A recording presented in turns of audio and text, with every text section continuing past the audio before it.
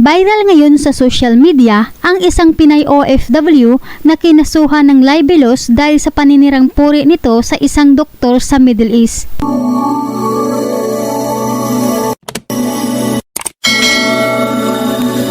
Nagmakaawa ngayon ang isang OFW matapos itong mag-imbento at siraan ang kanyang amo na isang doktor sa publiko. Tawagin natin sa pangalan alias Grace ang kabayan natin na isang Pinay na matapang pero wala sa lugar, fa-victim pero siya pala ang kontrabida. Ganito kasi ang nangyari. Ayon sa sumbong ng doktor na amo ni Grace, nagtatalo daw sila ni Grace sa loob ng bahay at never niya itong pinagbuhatan ng kamay. Habang nagtatalo sila, dumating ang mga kamag-anak ng doktor kaya itinulak nito si Grace at pinuntahan sa sala ang kanyang mga kamag-anak. Ang buong akala ng doktor, manahimik na si Grace dahil may mga bisita. Sinundan pala siya sa sala at patuloy na nakipagsagutan sa kanya. Nahiya umano ang doktor sa inasal ni Grace dahil may mga bisita. Kaya nilapitan niya ito at pinagsabihan na manahimik o di kaya ay maligo para lumamig ang ulo. Ngunit matigas pa rin ang ulo ni Grace, nagpatuloy itong nagdakdak kaya tinulak ito palabas ng bahay. Habang nasa labas ng bahay si Grace, gumawa ito ng video at nag-imbento. Umiiyak ito sa harapan ng kamera at sinabing binugbog siya ng kanyang amo, kinulong at hindi pinapakain. Humingi ito ng agaran tulong na ma-rescue dahil masakit daw ang kanyang katawan. Pagkatapos ng kanyang drama sa harapan ng kamera, isinend niya ang video sa kanyang kapatid sa Pilipinas at in-upload ito sa social media na nakatag pa kay OWA Administrator Arnel Ignacio.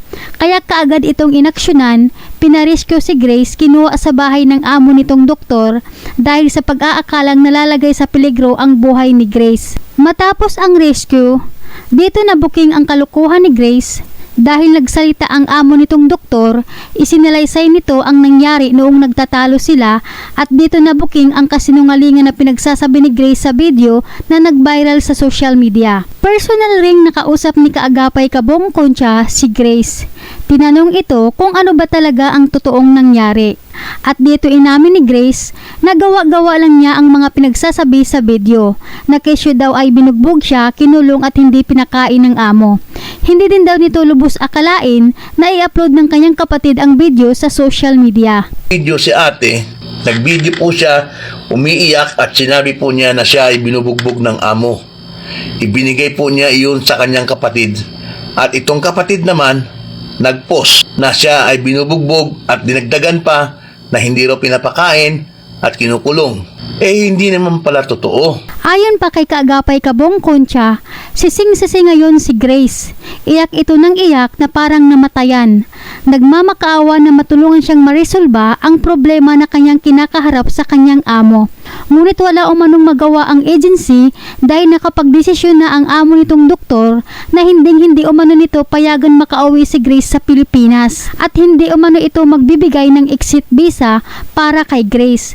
Dahil kailangan daw harapin ni Grace ang kasong isasampa ng doktor dahil sobra daw itong nasaktan at na-offend sa video ni Grace. Nagalit po ang employer. Paninirang puri po ang ginawa ng worker sa kanya. Libelous po yun.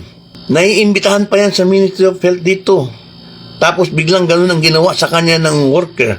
Ayon pa kay Kaagapay Kabong Concha, ito anya ang isa sa mga dahilan kung bakit hindi na sila basta-basta naniniwala sa mga OFWs na nagbibideo habang umiiyak at humihingi ng tulong sa social media.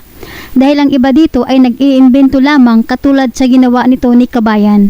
Kaya po pag may po nagtatag sa akin ng video ng mga ganyan-ganyan, ang ginagawa ko, kinakausap ko po yung nagme-message sa akin, ipakausap mo sa akin yung worker.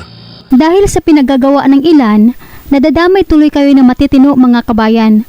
Paano na yung totoong minaltrato, di kayo kaagad matulungan dahil baka nag-iimbento lang. Diyos ko, napakarami po tayong kababayan na pasaway.